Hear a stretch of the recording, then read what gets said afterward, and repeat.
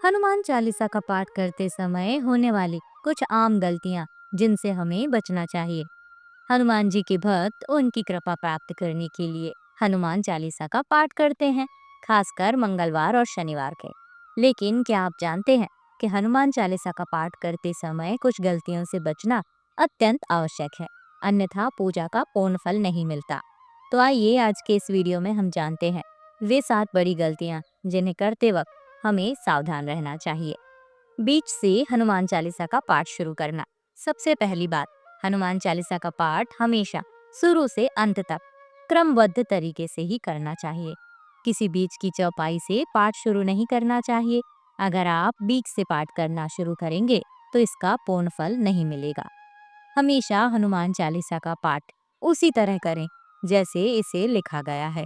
हनुमान जी को प्रसन्न करने के लिए इसे पूरी श्रद्धा और ध्यान के साथ शुरू से अंत तक पढ़ें।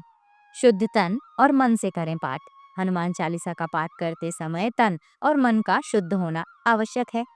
ध्यान रखें कि जब आप पाठ करें तो तन और मन दोनों को शुद्ध रखें। मंदिर में दीपक जलाकर हनुमान जी का ध्यान करते हुए ही पाठ शुरू करें। इससे आपकी पूजा सफल होगी और मनचाहा फल प्राप्त होगा।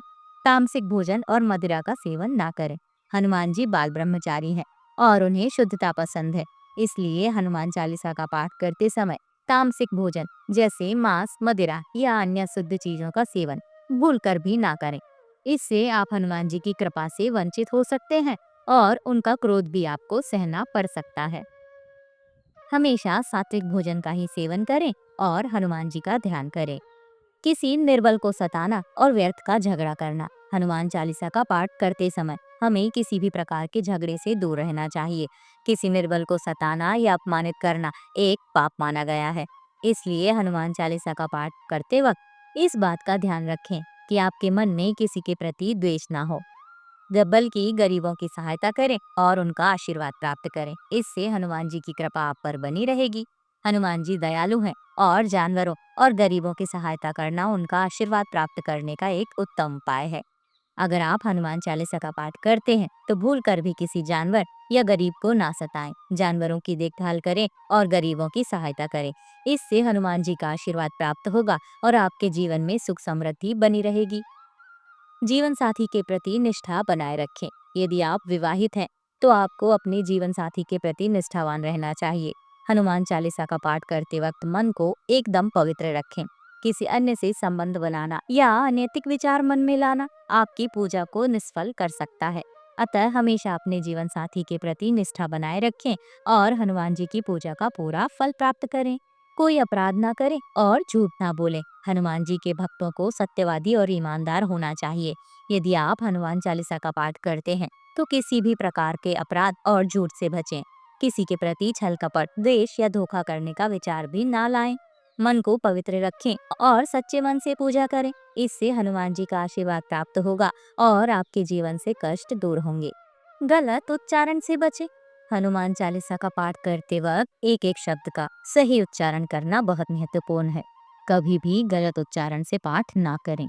गलत उच्चारण से न केवल पाठ का असर कम होता है, बल्कि इसका नकारात्मक प्रभाव भी पड़ सकता है।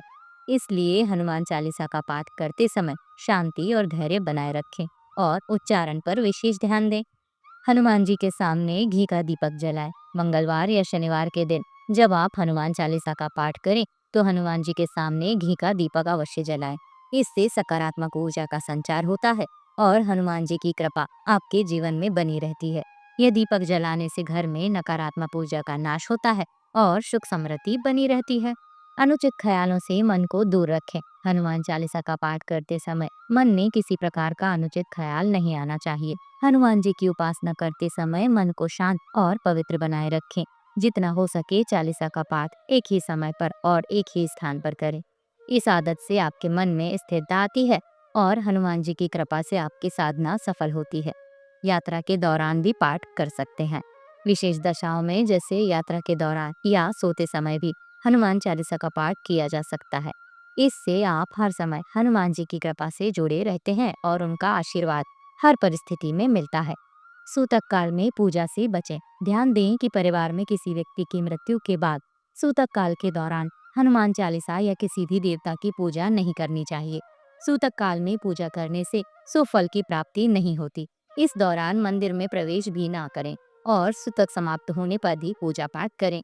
दोस्तों, यदि आप भी हनुमान जी के सच्चे भक्त हैं और चाहते हैं कि उनके आशीर्वाद से आपके जीवन में सुख, शांति और समृद्धि बनी रहे, तो हनुमान चालीसा का पाठ करते समय इन बातों का विशेष ध्यान रखें।